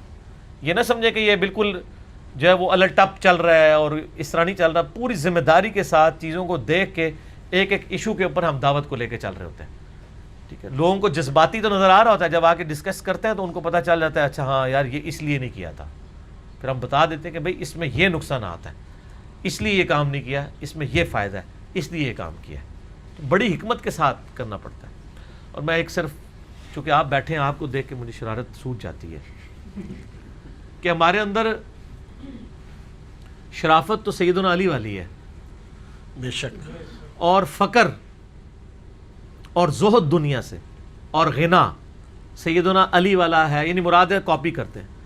لیکن جو چلاکی اور ہوشیاری ہے نا وہ حضرت علی کے مخالفین والی ہے. ٹھیک ہے, یہ جس سے بھی اچھی بات ہو وہ لے لینی چاہیے نا. تو چلاکی ہوشیاری ہم نے وہاں سے لی ہے, لہٰذا ہم سے کوئی ایکسپیکٹ نہ کرے کہ ہم اگر علی کے ماننے والے ہیں تو دوبارہ سے دھوکہ کھا جائیں گے, ایسا نہیں ہوگا انشاءاللہ. ہاں, وہ ایک بار ہی آپ نے دھوکہ کر لیا تحکیم کے مسئلے میں, مومن ایک سوراخ سے 2 بار نہیں ڈسا جاتا. تو اللہ کے فضل سے زہد اور دنیا سے بے رغبتی مولا علی والی ہے, لیکن جو دنیا کی چلاکی ہے نا وہ حضرت علی کے مخالفین والے یا ان سے تھوڑی بڑھ کے ہی ہوگی اللہ کے فضل سے. لیکن اس سے یہ نقصان پہنچانے کے لیے نہیں ہے, یہ وہ ہوشیاری اور چلاکی ہے جس میں ہم آپ کے شر سے بچنے کے لیے اس کو استعمال کرتے ہیں. آپ کو نقصان نہیں پہنچائیں گے, اس حوالے سے ہم نیوٹرل ہی رہیں گے, نقصان نہیں پہنچائیں گے. لیکن آپ کی شیطانی چالوں کو سمجھنے کے لیے ہمیں بھی اس لیول کے اوپر چیزوں کو سمجھنا. اور یہ ظاہر ہے کہ تربیت تو ہماری ماشاءاللہ علماء کے ماحول میں ہوئی ہے, یہ ساری چیزیں سیکھی ہوئی ہیں. میرا خیال ہے اتنا ہی کافی. آخری سوال ہے جی آج کی مجلس کا, جی جی, اور بڑا اہم اور کریٹیکل سوال ہے. لاہور کے ایک اہل حدیث عالم ہیں جو زیادہ تر ننگے ساری نظر آتے ہیں. جمعۃ المبارک کے خطبہ کے اندر انہوں نے آپ کو مباہلہ کا چیلنج دیا ہے, اور سورہ آل عمران آیت نمبر 61 کو پڑھ کے انہوں نے کہا جی کہ ہم انجینئر صاحب سے مباہلہ کرنا چاہتے ہیں, وہ اپنے بیوی بچوں کو لے ہیں, ہم بھی اپنے بیوی بچوں کو لے آتے ہیں. اور جو جس ٹاپک کے اوپر وہ مباہلہ کرنا چاہ رہے ہیں وہ کوئی اسلام کا بنیادی عقیدہ نہیں ہے. بیسیکلی وہ امیر شام حضرت معاویہ سے ریلیٹڈ ہے, اور وہ کہتے ہیں جی کہ ان کے جو نظریات ہیں ان کے حوالے سے ہم آپ سے مباہلہ کرنا چاہتے ہیں, اور چیلنج جو ہے وہ ہم قبول کرتے ہیں. آپ بتائیں کہ کیا آپ چیلنج قبول کرتے ہیں؟ اور دوسری بات یہ ہے کہ عوام الناس کو اس مباہلہ کے حوالے سے بتائیں کہ اس کی اصطلاح کیا ہے, اور اس کے متعلق جو ہے نا وہ صحیح عقیدہ سمجھا دیں. پہلی تو بات ہے جس نے اور ایک چھوٹی سی اس میں ضمنی بات میں یہ کر دوں کہ یہ جو صاحب ہیں انہوں نے اپنے خطبہ کے اندر مولا علی علیہ السلام کے دفاع کی بات کی ہے اور حسنین کریمین کے دفاع کی بات کی ہے، جبکہ میرے علم کے مطابق ان کے بزرگوں نے ان کے قاتلین کے اوپر جو ہے وہ بہت بڑی بڑی ان کے دفاع کے اوپر کتابیں بھی لکھی ہیں. ہاں جی تو آج یہ دفاع کر رہے ہیں. ہاں جی. پہلی بات یہ کہ یہ جنہوں نے سوال کیا نا جی، جن کے بارے میں کیا ہے، پہلے تو ان سے ہی جا کے یہ سمجھیں کہ مباہلہ کیا ہوتا ہے اور وہ ذرا مباہلے کی تفصیلات بتا دیں. یہ جو آپ نے کہا نا کہ بیوی بچوں کو لے، تو بیوی تو نبی علیہ السلام کو لے کے ہی نہیں گئے تھے مباہلے میں. آپ اس کے اوپر ہی صرف ڈسکشن کریں گے آپ کی پوری ڈاکٹرائن ختم ہو جائے گی آل امیہ کو بچانے کی. قرآن پاک میں یہ میں پہلے آیت پڑھ کے آپ کو سناتا ہوں. سر ان میں اتنا حوصلہ نہیں ہے یہ ننگے سر والی سرکار کہ یہ آیت مباہلہ قرآن سے پڑھ کے اس کی تشریح صحیح مسلم سے بیان کر سکے. نام تو کتاب و سنت کا لیتے ہیں نا. یہ سورہ آل عمران کی آیت نمبر ہے 61. اعوذ باللہ من الشیطان الرجیم، بسم اللہ الرحمن الرحیم. اس کا کانٹیکسٹ آپ سمجھ رہے ہیں. سورہ آل عمران کی شروع کی جو آیات ہے نا تقریباً 50 کے قریب، یہ نبی علیہ السلام کو عیسائیت کے جو نظریات میں بگاڑ تھا نا اس کے حوالے سے اللہ تعالیٰ نے ایجوکیٹ کیا. اور نجران کے کچھ عیسائیوں کا وفد نبی علیہ السلام کو ملنے کے لیے آیا کہ یار ایک نئی دعوت کھڑی ہوئی ہے. تو نجران کے عیسائی یعنی آپ سمجھ لیں وہاں کے، آپ سمجھ لیں جس طرح ہوتے ہیں نا گدی نشین، خانقاہ نشین لوگ، تو انہوں نے کہا کہ اچھا یہ کوئی نیا نبی آ گیا، ہم تو ایک نبی کو لے کے چل رہے تھے اور یہ نبی کہتے ہیں کہ ہم اسی نبی کی تعلیمات کو آگے لے کے چل رہے ہیں، تو ہم ان کو ذرا چیک کریں کہ عیسیٰ جیزس کرائسٹ کے بعد کوئی پیغمبر کیسے آ سکتا ہے، کیونکہ وہ حضرت عیسیٰ کو آخری پیغمبر مانتے ہیں کرسچنز.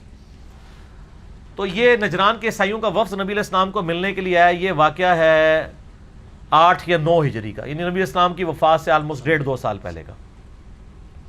تو اس وقت نبی علیہ السلام کو اللہ تعالیٰ نے ایجوکیٹ کیا عیسائیوں کے غلط نظریات سے ریلیٹڈ. تو سورہ آل عمران نازل ہوئی. الٹیمیٹلی آپ علیہ السلام نے حق جو ہے وہ ان ایمبیگوس کر کے، غیر مبہم کر کے عیسائیوں کے اوپر واضح کر دیا. اس کے باوجود جب وہ حق قبول کرنے کے لیے تیار نہیں ہو رہے تھے نا، تو نبی کو تو چونکہ اللہ نے منوانا ہے، وہ دنیا پہ اللہ کا ریپریزنٹیٹو ہے. میں اللہ کا ریپریزنٹیٹو نہیں ہوں، میں تو نبی علیہ السلام کا ادنا سا ڈاکیا ہوں. مجھے ماننا نہ ماننا دین کا کوئی حصہ نہیں. نبی کو چونکہ اللہ نے منوانا ہوتا ہے، لہذا نبی یہ دعویٰ کر سکتا ہے کہ میں نے حق کا حق ہونا واضح کر دیا ہے لوگوں کے اوپر. کوئی دنیا میں اور شخص نبی کے بغیر یہ دعویٰ کر سکتا ہے کہ اس نے حق کا حق ہونا اور باطل کا باطل ہونا لوگوں کے اوپر عیاں کر دیا ہے؟ کوئی یہ دعویٰ کر سکتا ہے؟ یہ صرف نبی دعویٰ کر سکتا ہے، غیر نبی تو نہیں کر سکتا. جب نبی یہ دعویٰ کر سکتا ہے پھر نبی کو یہ حق حاصل ہے کہ وہ اینڈ پہ چیلنج دے کہ میں نے تو حق واضح کر دیا ہے، اب جو کچھ کر رہے ہو ہٹ دھرمی کی وجہ سے کر رہے ہو، تو آ جاؤ اب میدان میں. یہ کوئی نہ امام کعبہ کر سکتا ہے، نہ ویٹیکن سٹی کا پوپ کر سکتا ہے، نہ یروشلم کا کوئی پادری کر سکتا ہے، نہ کوئی ہندوؤں کا پنڈت کر سکتا ہے کہ میں نے حق واضح کر دیا. ہو سکتا ہے میرے سمجھانے میں کوئی عیب رہ گیا ہو، تو میں کیسے چیلنج کر سکتا ہوں؟ مباہلہ غیر نبی کے لیے کرنا حرام ہے، یہ صرف نبیوں کی خصوصیت ہے. یا وہ شخص پہ نبی ہونے کا دعویٰ کرے کہ میں نے حق واضح کر دیا. سر آپ حضرت ابوبکر سے بھی کہیں نا، تو وہ بھی یہ کبھی کلیم نہیں کریں گے کہ میں نے حق لوگوں کے سامنے واضح کر دیا. وہ بھی کہیں گے میری رائے ہے. اس میں غلطی بھی ہو سکتی ہے. نہ حضرت عمر، نہ حضرت عثمان، نہ حضرت علی رضی اللہ عنہم اجمعین وعلیہم السلام اجمعین. تو باقی لوگ کس کھاتے میں؟ تو نبی علیہ السلام نے کو اللہ نے حکم دیا کہ اب اس طرح کریں، الحق من ربک فلا تکن من الممترین. اے نبی علیہ السلام آپ کے پاس حق آ چکا ہے. حضرت عیسیٰ علیہ السلام کے بارے میں کانٹیکسٹ میں یہ آیات چل رہی ہیں، یہ حق ہے، اب آپ نے شک میں نہیں پڑھنا.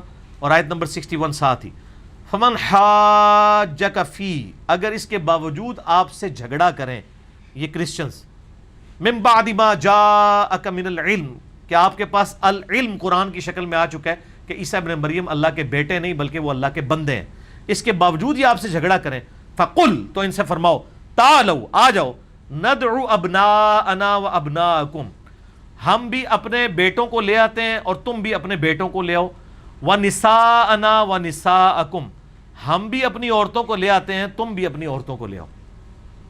بیویوں کو نہیں، عورتوں کو. ٹھیک ہے عورت میں بیوی بھی آتی ہے، لیکن اس میں اب انجینئرنگ ہوگی، ذرا صبر سے سننا ہے. وَأَنفُسَنَا وَأَنفُسَكُمْ، ہم خود بھی آ جاتے ہیں، تم بھی آ جاؤ. ثُمَّ نَبْتَهِلْ، یہ وہی مباہلہ. اس کے بعد ہم گڑ گڑا کے اللہ کے حضور دعا کرتے ہیں فَنَجْعَلْ لَعْنَةَ اللَّهِ عَلَى الْكَاذِبِينَ، کہ جو بھی جھوٹا ہے اس پہ اسی وقت اللہ تعالیٰ کی لعنت نازل ہو، یعنی تباہ و برباد ہو جائے. اسے کہتے ہیں مباہلہ. اس کی ڈیٹیلز آتی ہیں صحیح مسلم کے اندر کہ جب یہ آیات نازل ہوئیں جس میں کہا گیا تم بھی آ جاؤ، اپنے بیٹوں کو عورتوں کو لے آؤ، اور ہم بھی لے آتے ہیں، تو نبی علیہ السلام اپنے کن بیٹوں کو اور کن عورتوں کو لے کے گئے. اس کی ڈیٹیلز آتی ہیں صحیح مسلم کے اندر. لیکن وہ حدیث اتنی دردناک ہے کہ یہ وہ حدیث بھی پوری نہیں بیان کر سکتے، اس کا آخری حصہ ہی بیان کرتے ہیں. وہ حدیث حضرت سیدنا سعد ابن ابی وقاص سے ہے، اور ساری اس ریسرچ پیپر میں نے ڈالی ہوئی ہے. اصول برکت کے لیے دوبارہ ذرا تعارف کروا دوں. یہ واقعہ کربلا کا حقیقی پس منظر 72 صحیح الاسناد احادیث کی روشنی میں نے 200 روایتیں اکثر بخاری و مسلم سے اہل سنت کا مقدمہ پیش کیا ہے. مفت ڈاک میں آپ پورے پاکستان میں کہیں بھی منگوا سکتے ہیں. صبح 9 سے لے کر ظہر تک، شام کو عصر سے مغرب تک ہمارے اکیڈمی کے نمبر پہ رابطہ کریں، +923259000162. مفت آپ کے پاس یہ بھی ریسرچ پیپر اور باقی بھی آ جائیں گے، جس میں واقعہ کربلا کی پوری تاریخی کتابوں سے نہیں، بخاری مسلم سے پیش کی ہے. شہادت عثمان کے اصلی اسباب، جنگ جمل، صفین، نہروان، اور یہ ساری ڈیٹیلز. اس میں سر میں نے یہ مباہلے والی جو حدیث ہے نا صحیح مسلم کی، وہ بھی میں نے اس میں شامل کی ہے، جو میں نے کہا ہے کہ ان میں جرت نہیں بیان کریں. اس میں 40 نمبر کے اوپر ہے، نمبر بھی بڑا کلاس کا ہے، 40. پہلے میں وہ حصہ بیان کرتا ہوں جو علماء بیان کرتے ہیں، پھر پوری حدیث بعد میں. سعد ابن ابی وقاص کہتے ہیں کہ جب قرآن کی آیت نازل ہوئی، سورہ آل عمران آیت نمبر 61 جو میں نے پڑھی، تو رسول اللہ صلی اللہ علیہ وآلہ وسلم نے سیدنا علی، سیدہ فاطمہ، سیدنا حسن، سیدنا حسین علیہم السلام اجمعین کو بلایا، اور پھر اللہ کے حضور عرض کی اللہم ہؤلاء اہل بیتی، اے اللہ یہ میرے اہل بیت ہیں. ٹھیک ہے جی. لیکن وہ عیسائی بھاگ گئے. حالانکہ سیدنا حسن حسین کتنی عمر تھی؟ 5-7 سال. باقی نبی علیہ السلام کی 3 بیٹیاں فوت ہو چکی تھیں، ایک ہی بیٹی اس وقت زندہ تھی، سیدہ فاطمہ. قرآن میں آیا تھا اپنے بیٹوں کو لے آؤ، عورتوں کو لے آؤ. تو بیٹوں میں تو سمجھ آتا ہے حسن و حسین چلے گئے، بیٹی کو لانے کا تو نہیں کہا تھا، تو سیدہ فاطمہ کیوں گئی؟ اور عورتوں کو اگر کہا تھا تو عورتوں میں تو پہلی چیز بیوی ہے. تو نبی علیہ السلام کی 9 بیویاں تو اس وقت تھیں، جن میں سیدہ عائشہ حفصہ بھی شامل تھی. کسی کو نہیں ساتھ لے کے گئے. تو یہ پھر اہل بیت کون سے ہیں جن کو مباہلے کے لیے لے گئے؟ بیٹے کون گئے؟ حسن و حسین اور علی. علی بھی بیٹوں کی جگہ ہی تھے نا، نبی علیہ السلام نے پرورش کی ہوئی تھی، داماد بھی تھے. اور عورت میں کون؟ صرف ایک عورت، سیدہ فاطمہ، بیوی نہیں ساتھ لے کے گئے. تو میں نے کہا ہے ان میں یہ بھی شرم و حیا نہیں ہے کہ یہ آیت مباہلہ جو ہمیں مباہلے کرتے ہیں نا، یعنی آل امیہ کو بچانے کے لیے، یہ مباہلے والی آیات اور حدیث بیان نہیں کر سکتے. یہ تو ان کے گاٹے فٹ ہو جائیں گی. مجھے جو مشورے دے رہے ہیں کہ جی آپ اپنے گھر والوں کو، بچوں کو، بیوی کو لے آؤ، تو بیوی تو آئی ہی نہیں تھی سر اس میں، تو آپ کو تو یہ پہلے کلیئر ہی نہیں ہے کہ مباہلے میں گیا کون کون تھا. ٹھیک ہے نا. باقی رہ گیا یعنی مناظرے اور مجادلوں کے چیلنج، یہ اپنے پاس رکھیں آپ. ہمارا مقدمہ عوام الناس کی عدالت میں ہے. جب کسی کے پاس علمی دلائل ختم ہو جائیں تو پھر اس قسم کی باتیں وہ کرتا ہے. آپ بہتر یہ ہے کہ یہ مباہلوں کے چیلنج ان لوگوں کو دیں جن کا عقیدہ توحید کے حوالے سے آپ کا اختلاف ہے. کیونکہ آل امیہ کا دفاع بڑا ایشو ہے یا عقیدہ توحید بڑا ایشو ہے؟ عقیدہ توحید. تو سر جو لوگ پاکستان میں کروڑوں لوگ ہیں اور ان کے ہزاروں علماء ہیں جو توحید کا جنازہ نکالنے کی کوشش کر رہے ہیں اپنے زوم میں شیطان کے ہتھے چڑھ کے، ان کو کیوں نہیں مباہلوں کے چیلنج کرتے؟ اور وہ تو تیار بیٹھے ہیں مباہلے کرنے کے لیے. وہ تو وہ ہیں جو مناظروں کے لیے تیار ہیں، مجادلوں کے لیے تیار ہیں، مباہلوں کے لیے تیار ہیں. ان کے آپ مباہلے قبول کریں نا، ہمیں کوئی چیلنج دے رہے ہیں؟ ہم تو مباہلے کو سمجھتے ہی حرام ہے، اور جو حلال اور ثواب کا کام سمجھتے ہیں یعنی اہل حدیث اور ان کے مخالفین، آپ آپس میں کریں، ہمارا تو آپ کے ساتھ لینا دینا ہی نہیں ہے. اس قسم کے چیلنج کرنے کا فائدہ نہیں ہے. یہ میں نے ویڈیو خود نہیں دیکھی لیکن جن بھائیوں نے سکھا علماء نے دیکھی انہوں نے مجھے بتایا کہ اس طرح یہ تو بات یہ کہ وہ خود کریں آپس میں اور مہربانی کر کے نا ایک جمعہ آیت مبالغہ کے اوپر پڑھا دیں اور صحیح مسلم سے یہ حدیث بیان کر دیں جو میں نے بیان کی ہے. یہ صحیح مسلم میں حدیث ہے انٹرنیشنل نمبر کے مطابق 6220 دارالاسلام کی کنٹینیوس نمبرنگ کے مطابق. اگر اب آپ میں ہمت ہے تو میں وہ حدیث بیان کر دیتا ہوں. اسی پہ ہم اپنی گفتگو کنکلوڈ کرتے ہیں کیونکہ اذان مغرب کا بھی ٹائم قریب آ چکا ہے. صحیح مسلم میں حدیث ہے کہ سیدنا عامر بن سعد بن ابی وقاص اپنے والد سیدنا سعد ابن ابی وقاص جو عشرہ مبشرہ میں سے ہیں ان سے بیان کرتے ہیں کہ حضرت معاویہ رضی اللہ تعالیٰ عنہ نے سیدنا سعد ابن ابی وقاص کو حکم دیا. امر معاویہ.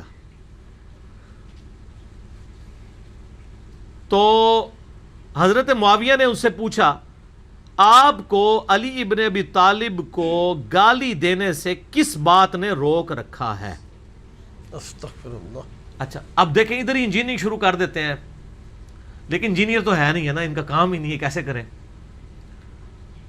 جب ہم کہتے ہیں کہ جی یہ امیر شام نے حکم دیا تھا حضرت علی پہ سب و شتم کرنے کا, وہ کہتے ہیں نہیں جی اس میں تو صرف ہے حکم دیا اور انہوں نے انکار کیا. تو انکار کس چیز کا ہوتا ہے؟ جس چیز کا حکم دیا جاتا ہے. انکار کیا تو حضرت معاویہ نے پوچھا تمہیں کون سی چیز روکتی ہے کہ علی پہ سب نہیں کرتے؟ اس میں انہوں نے نئی کہانی آج کل نکالی, وہ سب سے مراد تنقید ہے. اچھا اس کا مطلب ہے کہ خلیفہ راشد پہ تنقید کروانا کس کی سنت ہے؟ آل شام, آل امیہ کی, اہل الشام کی. تو صحابہ کے پھر گستاخ کون ہوئے؟ وہ لوگ ہوئے. ظاہر ہے امیر شام جو صحابہ پہ خلیفہ راشد پہ تنقید کرواتے تھے. اگر ہلکا معنی بھی مان لیا جائے, اور ویسے یہ کہانی ہے, یہ تنقید نہیں ہوتی تھی. صحیح مسلم میں اس کی ایکسپلینیشن ہے 6229 جس میں آل مروان کا ذکر ہے. وہ کہتے تھے لعن اللہ ابو تراب, ابو تراب مٹی والے علی بن ابی طالب پر لعنت, نعوذ باللہ. لعنت کے الفاظ ہیں, نعوذ باللہ. ٹھیک ہے جی. تو یہ ایک علیحدہ ٹاپک ہے, پھر میں اور طرف چل پڑوں گا, آپ ریسرچ پیپر میں پڑھ لیجئے گا. میں تو 1 گھنٹہ اس پہ بول سکتا ہوں. اسی پہ آئیں تو سیدنا سعد ابن وقاص نے کہا میں ہرگز کبھی بھی علی کو گالی نہیں دوں گا, کیونکہ 3 باتیں ایسی ہیں جو سیدنا علی کے لیے رسول اللہ سے میں نے خود سن رکھی ہیں صلی اللہ علیہ وآلہ وسلم, اور اگر ان 3 میں سے مجھے ایک بھی مل جائے تو مجھے سرخ اونٹوں سے بڑھ کر عزیز ہے. یہ کون کہہ رہا ہے؟ سعد ابن ابی وقاص کہہ رہا ہے کہ علی کو خیر 3,000 ان کی فضائل ہیں, وہ کہتے ہیں مجھے 3 میں سے ایک بھی مل جائے نا تو وہ بہت ہے. یہ کوئی عام بندہ نہیں ہے. سعد ابن ابی وقاص عشرہ مبشرہ میں سے ہیں, اور صحیح بخاری مسلم میں حدیث ہے. مولا علی کہتے ہیں کہ میں نے نبی علیہ السلام سے خود سنا ہے کہ سعد ابن مالک کے بارے میں آپ نے فرمایا تھا میرے ماں باپ تجھ پہ قربان, تو تیر چرا. سعد ابن ابی وقاص, سعد بن مالک نام ہے ان کا. اچھا ہاں, ابی وقاص کنیت ہے. یہ دونوں ایک ہی بندے کے نام ہیں. ٹھیک ٹھیک. سعد ابن ابی وقاص, یہ سعد بن مالک, مالک والد ہے, اور ابی وقاص مالک کی کنیت ہے. تو سعد ابن ابی وقاص یہ ایک ہی بندوں کے 2 نام ہیں.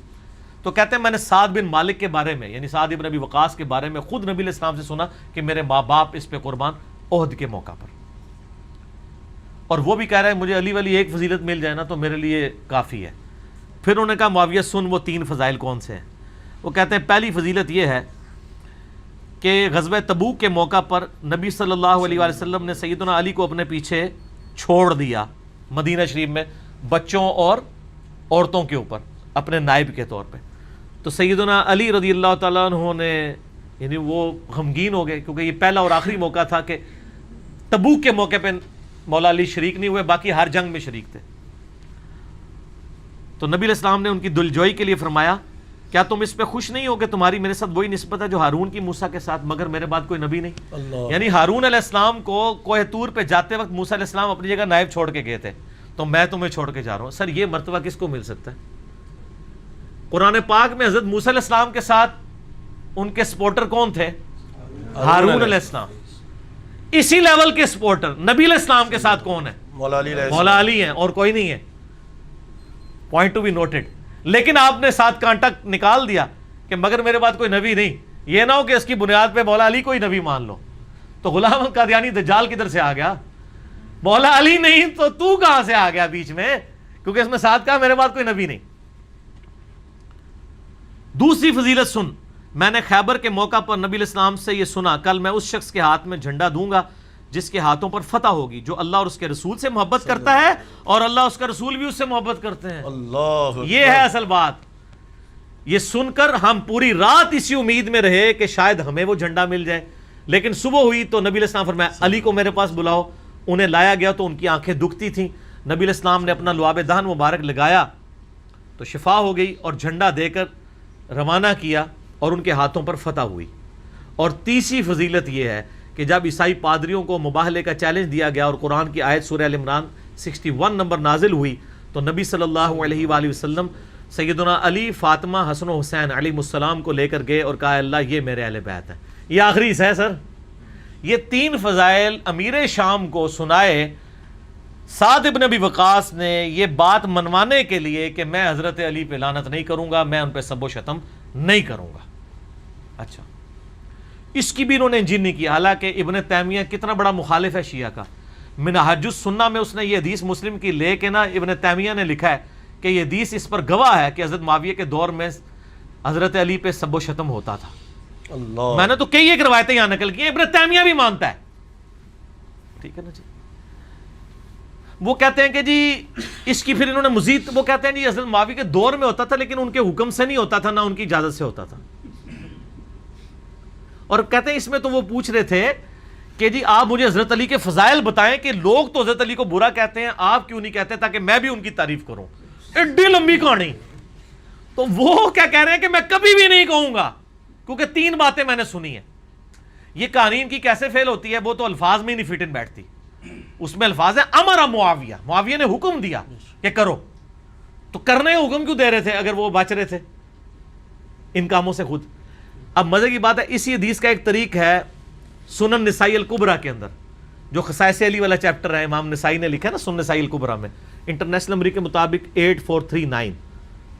اس میں الفاظ ہیں کہ یہ پوری حدیث یہی ہے، اینڈ پہ الفاظ ہیں کہ عامر بن سعد بن ابی وقاص، سعد بن ابی وقاص کا بیٹا کہتا ہے کہ جب میرے باپ نے یہ 3 فضائل بیان کیے نا حضرت معاویہ کے سامنے، تو حضرت معاویہ جتنے دن مدینہ شریف رہے حضرت علی کے خلاف ایک جملہ بھی اپنی زبان سے نہیں نکالا. تو اس نے بتا دیا کہ وہ حضرت علی کے خلاف ہی بول رہے تھے. ایک حدیث سے دوسرے کی تشریح ہو جاتی ہے نا. ٹھیک ہے نا. اور یہ حدیث شیخ غلام مصطفیٰ ظہیر حفظہ اللہ تعالی من الجنت والناس، ان کی تحکیم کے ساتھ جو خصائص علی چھپی ہوئی ہے ہمارے جیلم بک کارنر سے، اس میں باقاعدہ انہوں نے اس حدیث کے اوپر تحکیم لگائی ہوئی ہے. ٹھیک، اور میں نے یہ ساری حدیثیں ڈالی ہوئی ہیں. یہ ٹاپک تو نہ ختم ہونے والا ہے، گھنٹوں میں اور بول سکتا ہوں. یہ ریسرچ پیپر آپ منگوائیں اور خود پڑھیں. اور پھر یہ جو موبائل وغیرہ کے چیلنج ہے نا سر، تو یہ آپ اپنے پاس رکھیں. میں حصول برکت کے لیے اینڈ پہ پھر دوبارہ وہ عرض کر دوں کہ ہم میں شرافت، زہد اور دنیا سے بے رغبتی تو مولا علی والی ہے، لیکن چلاکی، ہوشیاری مولا علی کے مخالفین والی ہے. لہٰذا ہم سے کوئی امید نہ کرے کہ ہم دوبارہ اس سراغ سے ڈسے جائیں گے. بخاری مسلم میں حدیث ہے مومن ایک سراغ سے دوسری بار نہیں ڈسا جاتا. ایک بار تو آپ ڈس چکے ہیں مولا علی کو، اب ان کے ماننے والوں کو آپ دوبارہ نہیں ڈس سکتے، کیونکہ ہم نے ہوشیاری چلاکی ان کے مخالفین کی لی ہوئی ہے اور شرافت اور زہد مولا علی والا لیا ہوا ہے. لیکن یہ اس ہوشیاری سے ہم کسی کو نقصان نہیں پہنچاتے، صرف آپ کے شر سے بچنے کے لیے رکھا ہوا ہے. ٹھیک ہے.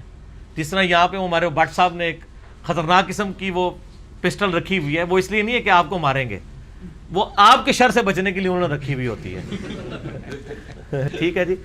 تو میں ان کو بار بار کہتا ہوں اس کو اندر رکھا کریں، بعض لوگ تھوڑے دل والے ڈر بھی جاتے ہیں. تو وہ یہ بات ہے، تو ہم سے کوئی ایکسپیکٹ نہ کرے. تو یہ موبائلوں کے چیلنج آپ توحید کے مسئلے پہ نا دوسرے علماء کو کیا کریں، ان مسئلوں کو آپ سیریس نہ لیں. مجھے پتہ ہے کہ آپ کی پبلک آپ کو چھوڑ چکی ہے، کیونکہ آپ کی پبلک جو ہے وہ اہل حدیث کے منہج پہ ہے اور آپ فرقہ اہل حدیث میں. تو ظاہر ہے کہ اس وقت منہج اہل حدیث کی جیت ہو گئی ہے، کتاب و سنت کی، اور فرقہ اہل حدیث کی شکست ہو گئی ہے کہ بزرگوں سے پوچھ کے چلیں، علماء سے پوچھ کے چلیں. وہ کہتے ہیں جی ہم علماء سے پوچھ کے چلے ہوتے تو ہم حنفی علماء سے اگر پوچھے تو پوری زندگی میں رفع الیدین نہ شروع کرنے دیتے. ہم تو بخاری مسلم پڑھ کے ہم نے رفع الیدین شروع کیا ہے. تو اگر اب بخاری مسلم میں آل امیہ کی بدماشیوں کے اوپر اور اہل بیت کی شان میں، مولا علی کی شان میں حدیثیں آئیں گی تو اب ہم ان کو چھوڑیں گے تو نہیں. ہم رفع الیدین کی حدیثیں بھی مانیں گے اور اہل بیت کی شان میں بھی مانیں گے، چاہے آپ ہمیں کہتے رہے جو مرضی. ہم جھوم کے کہیں گے کہ نہ میں وابی نہ میں بابی، میں ہوں مسلم علمی کتابی. ٹھیک ہو گیا جی. اللہ تعالیٰ سے دعا ہے جو حق بات میں نے کہی اللہ تعالیٰ ہمارے دلوں میں راسخ فرمائے. آمین. اگر جذبات میں میرے منہ سے کوئی غلط بات نکل گئی تو اللہ تعالیٰ ہمارے دلوں سے ہی معاف کر دے. ہمیں کتاب و سنت کی تعلیمات پر عمل کر کے دوسرے بھائیوں تک پہنچانے کی توفیق عطا فرمائے. اللہم صلی علی محمد وعلی آل محمد کما صلیت علی ابراہیم وعلی آل ابراہیم انک حمید مجید. اللہم بارک علی محمد وعلی آل محمد کما بارکت علی ابراہیم وعلی آل ابراہیم انک حمید مجید. سبحانک اللہم وبحمدک اشہد ان لا الہ الا انت استغفرک واتوب الیک وما علینا الا البلاغ المبین. آمین. جزاکم اللہ خیرا.